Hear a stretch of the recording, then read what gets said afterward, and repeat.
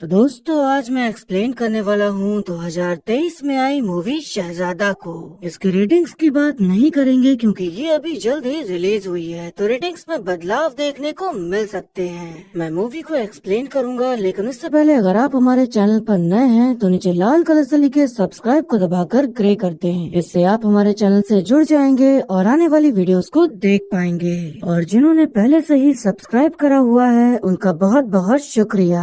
आप लोग ऐसे ही चैनल से जुड़े रहिए, मैं आपके लिए वीडियोस लाता रहूंगा। और मूवी की शुरुआत में हम वाल्मीकि नाम के एक आदमी को देखते हैं जो कि अस्पताल में बैठे इंतजार कर रहा होता है अपनी पत्नी द्वारा बच्चे को जन्म देने का। और तभी उसे पता चलता है कि उसे लड़का हुआ है, जिसे जानकर वो बहुत खुश होता है। तभी हम देखते हैं कि स्पेशल वार्ड में भी एक बच्चा पैदा होता है जो कि जिंदल परिवार का वारिस था, लेकिन पैदा होने के थोड़ी ही देर बाद वो सांस लेना बंद कर देता है। नर्स पूरी तरह घबरा जाती है क्योंकि जिंदल परिवार को खबर दे दी गई थी कि उन्हें लड़का हुआ है और वो बिल्कुल तंदुरुस्त है। रात का समय था और बच्चे को संभालने की जिम्मेदारी नर्स को ही मिली थी। तो अगर उस परिवार को पता चल जाता कि उनका वारिस अब नहीं रहा तो नर्स की नौकरी भी जा सकती थी।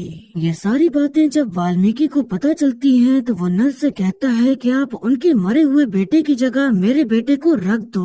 वो बताते हैं कि मैं जिंदल परिवार की कंपनी में सालों से काम कर रहा हूँ, मेरा सब कुछ उन्हीं का दिया है। उनके एहसानों के सामने मेरी ये कुर्बानी तो कुछ भी नहीं है, और अगर ईश्वर ने चाहा तो हमारा बच्चा फिर से हो जाएगा। ऐसे ही अच्छी सोच रखने वाली बातें करके वाल्मीकि नर्स को ऐसा करने के लिए मना लेता है और फिर वो बच्चे की अदला बदली कर डालते हैं। नर्स जिंदल परिवार के बेटे को ले जा रही होती है कि तभी वो रोने लग जाता है और उसकी सांसें चलने लग जाती हैं। वो दोबारा से बच्चे को बदली करने जा ही रही होती है कि वाल्मीकि उसे रोक देता है और अब उसका असली चेहरा सामने आता है। वो जिंदल परिवार के दामाद रणदीप से जलता था क्योंकि रणदीप और वाल्मीकि ने एक साथ कंपनी में काम करना शुरू किया था, लेकिन रणदीप उस परिवार का दामाद बन गया और वाल्मीकि वैसे का वैसा ही गरीब रह गया। तो वो बच्चे को बदल के कोई पुण्य का काम नहीं कर रहा था, बल्कि अपना फायदा देख रहा था ताकि उसका बच्चा बड़े से घर में शहजादे की तरह रहे और राज करे। नर्स जिद करने लगती है कि हमें बच्चे को दोबारा से उन्हें दे देना चाहिए, लेकिन वाल्मीकि मानने को तैयार नहीं था और इस बात से उनमें खींचातानी शुरू हो जाती है, जिसके चलते नर्स को धक्का लगता है और वो बालकनी से सीधा नीचे गिर जाती है। नर्स मरती तो नहीं, लेकिन ऐसी हालत हो जाती है कि जिंदा होना न होना एक ही बात थी। अब रणदीप और उनकी पत्नी यशोदा बच्चे को लेकर चले जाते हैं और उसका नाम रखते हैं राज।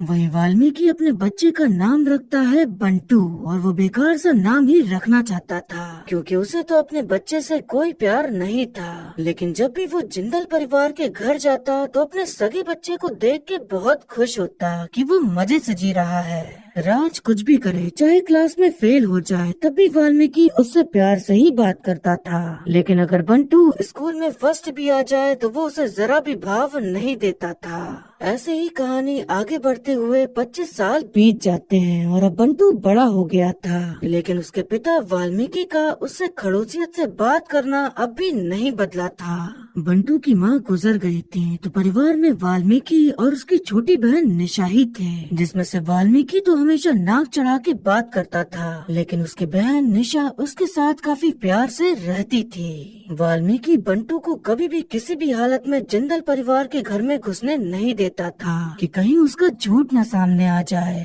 अब हम देखते हैं कि बंटू अपनी बहन निशा को उसके कॉलेज छोड़ने जाता है कि तभी कुछ लड़के आते हैं और निशा के गले से उसका दुपट्टा छीनकर भाग जाते हैं। बंटू उस वक्त कुछ भी नहीं करता, जिस बात से निशा नाराज हो जाती है कि ये कैसा भाई है कि इसके सामने उसकी बहन को कोई छेड़ के चला गया और इसने कुछ नहीं किया।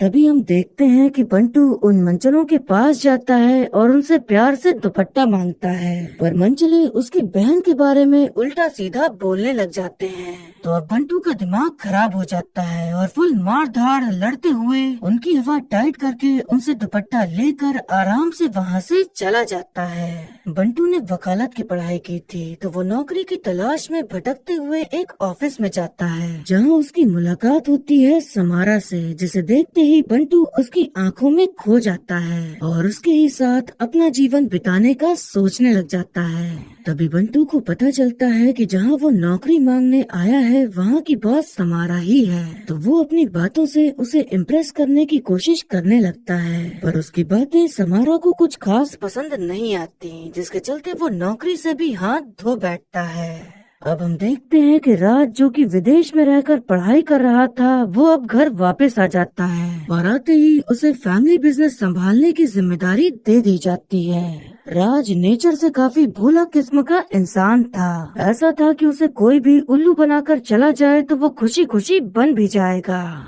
घर के बड़े सदस्य नाना जी उसे बताते हैं कि सारन नाम का एक आदमी है जो कि खिलौनों का व्यापार करता है, तो वो अपना सामान बाहर सप्लाई करने के लिए हमारे कार्गो शिप्स का इस्तेमाल करता है। एक दिन हमारे कार्गो शिप्स की तलाशी हुई तो उसके खिलौनों के अंदर से नशीला पदार्थ मिला, जिसके चलते हमने उसको अपनी कंपनी से बैन कर दिया, क्योंकि हम ऐसे काम नहीं करते और आगे भी कभी नहीं करना है। इसीलिए तुम्हें इस बात को हमेशा याद रखना होगा कि तुम उससे कभी दोबारा हाथ ना मिलाओ। अब हम देखते हैं कि समारा अपने क्लाइंट से मिलने जाती है और उससे कहती है कि वो उसके भाई का केस नहीं लड़ सकती, क्योंकि वो खुद दोषी है और उसने एक औरत पर हाथ उठाया है। वो आदमी पैसों से तो अमीर था, लेकिन दिमागी रूप से गंदे ख्यालों से ग्रसित था, जिसके चलते वो सीधा समारा का हाथ ही पकड़ लेता है और उसके साथ जबरदस्ती करने लग जाता है। तभी वहाँ पर बंटू आ जाता है और कानून की धाराएं गिनाते हुए आदमी के साथ बिना हाथापाई किए उसे वहाँ से भगा देता है। बंटू ने समारा को एक ठरकी आदमी से बचाया, वो भी बिना उससे लड़े हुए, तो वो अब उससे काफी ज्यादा प्रभावित हो जाती है और उसकी कानून की जानकारी को देखते हुए उसे नौकरी पर रख लेती है। जैसा आप सोच रहे हैं ठीक वैसा ही होता है और अब इन दोनों का मिलना जुलना, साथ में गोलगप्पे, आइसक्रीम, समोसे खाना शुरू हो जाता है और दोनों के बीच प्यार के फूल खिलना शुरू हो जाते हैं। अब हम उस नर्स को देखते हैं जिसे वाल्मीकि ने बालकनी से गिरा दिया था और वो अब तक जिंदा थी पर कोमा में थी। वाल्मीकि समय समय पर उसे देखने आ जाया करता था कि कहीं उसे होश तो नहीं आया, ताकि वो सबके सामने जाकर सच न उगल दे। वाल्मीकि वहाँ से जा ही रहा होता है कि तभी नर्स को अचानक से होश आ जाता है और वो उसका हाथ पकड़ लेती है, लेकिन वो कैसे भी उससे हाथ छुड़ा के भाग निकलता है। अब हम देखते हैं कि समारा के पिताजी समारा को जिंदल परिवार के घर ले जाते हैं, क्योंकि वो चाहते थे कि समारा की राज से शादी हो जाए। पर समारा ने तो अपने दिल में प्यार की स्याही से बंटू का नाम लिखवा लिया था, इसीलिए वो ये शादी नहीं करना चाहती थी, जिसके लिए वो राज के सामने धूम्रपान करती है और ऐसे बात करती है जैसे वो बहुत बिगड़ी हुई लड़की हो। लेकिन राज को उसका नेचर पसंद आ जाता है और वो शादी के लिए हाँ कर देता है और समारा की सारी तरकीब वही फेल हो जाती है। बंटू और समारा मिलकर सोचते हैं कि अगर हमें अपने प्यार की कहानी आगे बढ़ानी है तो इसका खुलासा करना होगा, तो वो राज के पिताजी रणदीप को सब कुछ बताने का सोच लेते हैं। हम देखते हैं कि रणदीप के पास सारन आता है उससे बात करने के लिए, ताकि वो उसकी कंपनी पर लगा बैन हटा दे, लेकिन रणदीप अपनी बात पर अड़े होते हैं कि वो ऐसा कभी नहीं करेंगे। तो गुस्से में आकर सारन अपने छाते में लगे नुकीले औजार से उन्हें घायल कर देता है। बंटू और समारा रणदीप से मिलने आते हैं, पर उन्हें देखने मिलता है कि वो तो खून में लथपथ जमीन पर गिरे पड़े हैं, तो दोनों तुरंत उन्हें अस्पताल पहुंचाते हैं। उसी अस्पताल में नर्स भी थी, तो वहाँ पर बंटू और नर्स की मुलाकात हो जाती है। नर्स को लगता है कि बंटू रणदीप का बेटा है, पर बंटू उसे बताता है कि वो वाल्मीकि का बेटा है। तो अब यहाँ पर नर्स उसे सारा सच बता देती है कि वो वाल्मीकि का नहीं रणदीप का बेटा है और वही उस घर का असली शहजादा है। इससे पहले वो ये बात किसी और को बता पाती, उनकी सांसें बंद हो जाती हैं और उनकी मौत हो जाती है।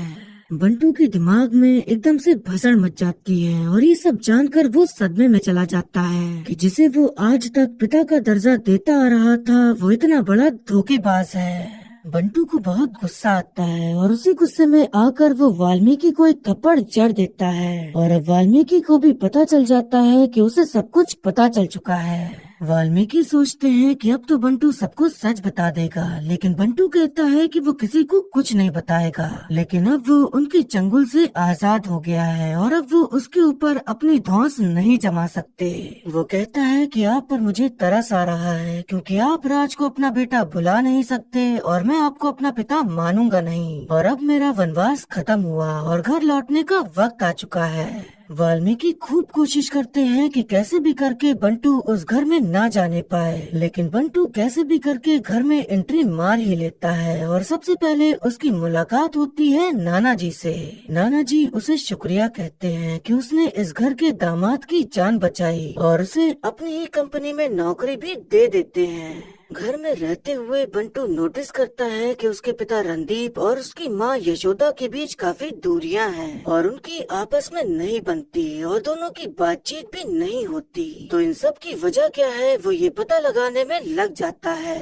अब बंटू और समारा राज की मदद लेते हुए और उसे थोड़ा सा उल्लू बनाकर घर वालों के सामने खुलासा कर देते हैं कि वो दोनों एक दूसरे से प्यार करते हैं और साथ में सुखी जीवन बिताना चाहते हैं। और राज को उनके प्यार से कोई दिक्कत भी नहीं थी, तो सभी उनके प्यार को अपना लेते हैं। अब एक दिन ऐसे ही हाथ देखने के बहाने बंटू माँ से कहता है कि आपकी आपके पति से नहीं बनती है। बंटू बताता है कि पिताजी का 7 साल पहले आयशा नाम की लड़की से चक्कर चला था, जिसके बाद से आप दोनों अलग होकर रहने लगे, लेकिन दुनिया वालों को दिखाते हो कि आप साथ हो और ये रिश्ता निभा रहे हो। पिताजी पहले तो उसे एक जोर का थप्पड़ मारते हैं, फिर कहते हैं कि अगर झूठ किसी के दिल को टूटने से बचा सके तो वो सच से बेहतर होता है। कभी किसी से प्यार करके देखना, झूठ की कीमत पता चल जाएगी। बंटू कहता है कि प्यार की असली ताकत सच्चाई में होती है। सच बोलने पर थोड़ी तकलीफ जरूर होगी, लेकिन रिश्ता और मजबूत हो जाएगा। और इतना कहकर वो वहाँ से चला जाता है। माँ पिताजी से कहती है कि गलती बंटू की नहीं थी जो तुमने उसे थप्पड़ मारा, गलती तो तुम्हारी ही थी जो मेरे होते हुए भी तुमने किसी और से चक्कर चलाया, और तब तो हमारा बच्चा भी था। तुम्हें अपनी गलती का पछतावा जरूर होगा, पर पछतावे से माफी नहीं मिलती बल्कि माफी मांगने से मिलती है। पिताजी कहते हैं कि मुझे शर्म आती थी तुम्हारी आंखों में देखने से, तुमसे बात करने और खुद से, पर जो भी मैंने किया उसके लिए आज मैं तुमसे माफी मांगता हूँ। यशोदा जानती थी कि रणदीप को अपनी गलती का पछतावा है, पर उन्होंने कभी भी अपनी गलती की माफी नहीं मांगी थी। पर आज रणदीप ने उनसे बात करी और माफी मांगी, जिसके चलते अब उनके बीच सब सही हो जाता है। अब दिवाली का समय आ जाता है तो घर में एक पार्टी रखी जाती है, जहाँ सभी लोग आए होते हैं और खूब नाच गाना हो रहा होता है। तभी वहाँ सारन आ जाता है और माँ को किडनैप करके लेके चला जाता है ताकि वो बैन हटाने की डील कर सके। राज सोचता है कि वो माँ को बचाने जाएगा, लेकिन जब वो सारन के अड्डे पर पहुँचता है तो बंटू ने पहले ही आकर सारन के चमचों की धुलाई करके माँ को बचा लिया था। उधर नाना जी सच से पर्दा उठाते हुए रणदीप को बता देते हैं कि बंटू ही तुम्हारा असली बेटा और इस घर का वारिस है। नाना जी कहते हैं कि मुझे अब तक लग रहा था कि पैसा, बंगला, गाड़ी पाने के लिए वो सच बोल देगा, लेकिन उसे कुछ भी नहीं चाहिए। नाना जी वाल्मीकि को बुलाकर उसे एक थप्पड़ मारते हैं और कहते हैं कि जब बंटू उस नर्स से बात कर रहा था तब मैंने सब कुछ सुन लिया था। पिताजी बंटू से कहते हैं कि ये सब कुछ हमें तुम्हारी माँ को बताना होगा, लेकिन बंटू उन्हें रोक देता है और कहता है कि इस गलती को सुधारने से एक बार फिर माँ बेटे दोनों अलग हो जाएंगे और फिर राज का क्या होगा। बेहतर है कि उन्हें कुछ न बताया जाए और जैसा सब कुछ है वैसा ही चलने दिया जाए। बंटू ने माँ की जान बचाई थी और उसी की वजह से घर की सारी दिक्कतें खत्म हो गई थी, तो माँ उसे अपने बेटे जैसा मानकर गले लगा लेती है। और बंटू के लिए तो इतनी ही खुशी काफी थी कि माँ ने उसे अपने बेटे जैसा माना। अब हम देखते हैं कि वाल्मीकि बस स्टैंड पर बैठे बस के आने का इंतजार कर रहे होते हैं। तभी वहाँ पर चमचमाती नई स्कूटी लेकर बंटू आता है और उनसे बात करने की कोशिश करता है। वो कहता है कि बचपन में तुमने डांट डांट के मुझे कहानियाँ सुनाई, लेकिन नींद भी तुम्हारी ही गोद में आई। उन्होंने भले ही मुझे पैदा किया, पर बड़ा तो तुमने किया। बंटू सभी बातों को समझते हुए वाल्मीकि को माफ कर देता है और वही चमचमाती स्कूटी की चाबी उनकी हाथ में पकड़ाते हुए कहता है कि ये आपकी है। वाल्मीकि जी बहुत खुश होते हैं और फिर दोनों लोग उसी स्कूटी पर बैठकर दिल्ली जैसे बड़े शहर में बिना हेलमेट लगाए निकल जाते हैं और फिर मूवी यहीं पर खत्म हो जाती है।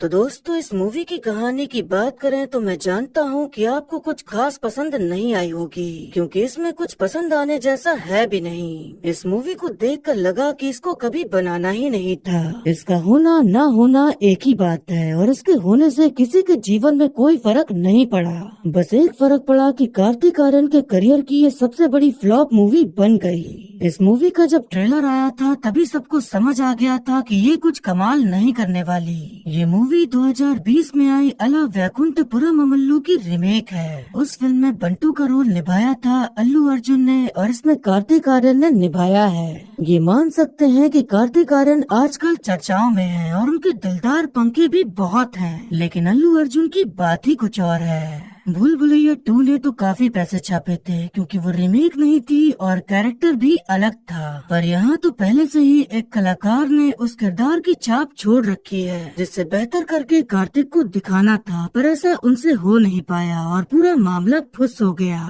अल्लू अर्जुन के जो फेस एक्सप्रेशन है वो अलग ही देखने को मिलते हैं, जो कि कार्तिक आर्यन मैच नहीं कर पाए। कार्तिक आर्यन के जो फैंस हैं उन्हें फिल्म पसंद आ सकती है, पर जिसने निष्पक्षता से इस फिल्म को देखा होगा वो अच्छे से जानता है कि एक्टिंग उतनी बढ़िया देखने को नहीं मिली। कुल मिलाकर हम सभी जानते हैं कि अल्लू अर्जुन का स्वैग ही अलग है और उनको टक्कर दे पाना काफी ज्यादा मुश्किल है। तो कार्तिक आर्यन इस फिल्म को ना ही करते तो अच्छा रहता, और अब तो फिल्म आ भी गई है और फ्लॉप भी हो गई, तो क्या ही कर सकते हैं। बाकी और कुछ ज्यादा कहने को है नहीं और आप समझदार तो हैं ही। आप कहानी सुनकर समझ ही गए होंगे कि फिल्म कैसी है, और जो आप सोच रहे हैं लगभग वही मेरा भी मानना है। तो इस वीडियो को यहीं पर खत्म करते हैं। तो ये था एक्सप्लेनेशन शहजादा मूवी का। आपको मूवी और मेरा एक्सप्लेन करना कैसा लगा ये कमेंट करके जरूर बताइएगा, और ऐसे ही आने वाली वीडियोस देखते रहने के लिए हमारे चैनल को सब्सक्राइब करें और बेल आइकन दबा दें, जिससे कि आपको नई वीडियोस की नोटिफिकेशन मिल जाएगी।